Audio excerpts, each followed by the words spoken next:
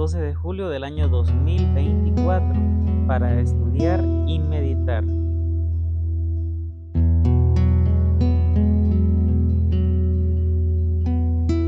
Durante toda esta semana hemos estado estudiando un día en el ministerio de Jesús.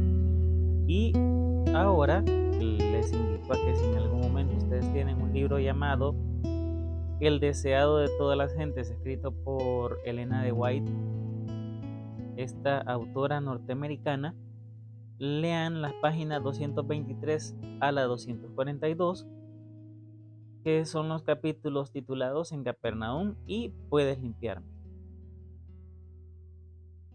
¿Qué cuadro de Jesús presenta Marcos capítulo 1? Jesús tiene autoridad para llamar discípulos y quienes son llamados responden. Él es el santo, en contraste con los espíritus impuros que están a las órdenes de Satanás. Una gran batalla está teniendo lugar entre las fuerzas del bien y las del mal, y Jesús tiene más poder que los demonios. Jesús siente compasión por los enfermos y los ayuda, tocándolos aun cuando nadie más lo haría.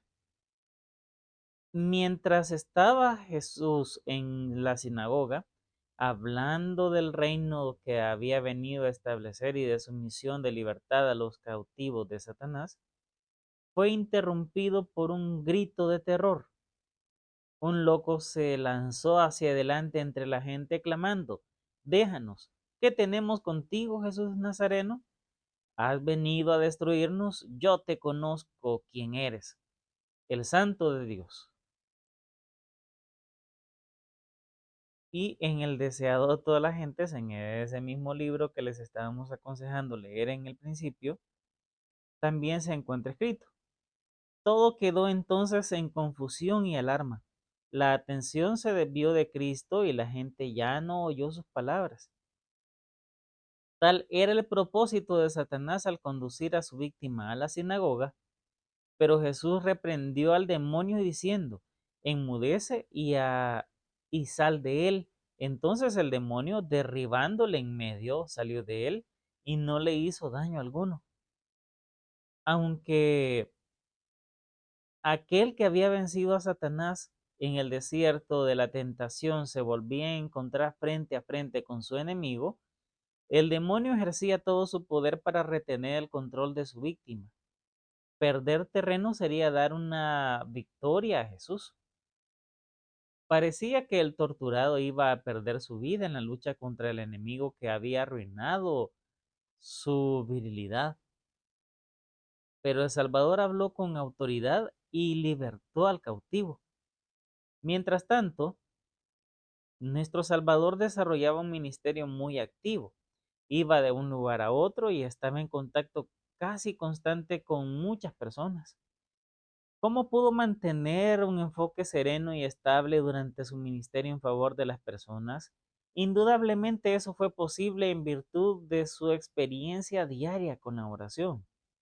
Piensa en lo que podría ser una agenda manejable de cantidad de tiempo dedicado a la oración y al estudio de las escrituras.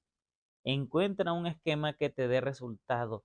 Dedica tiempo a desarrollar un espíritu apacible, guiado por el Espíritu y la palabra de Dios.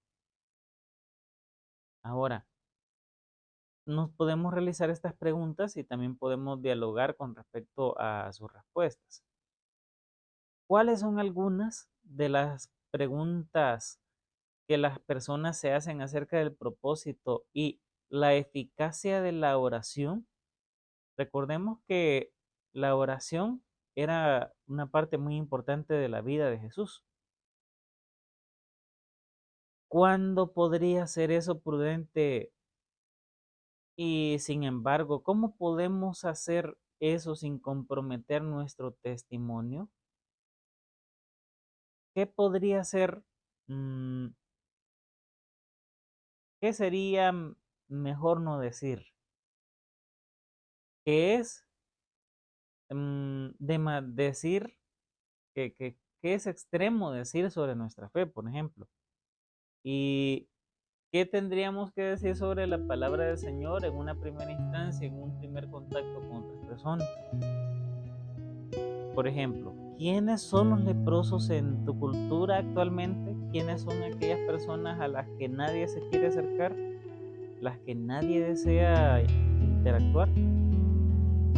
¿Cómo puede tu iglesia alcanzar y tocar a esas personas a fin de acercarles el evangelio?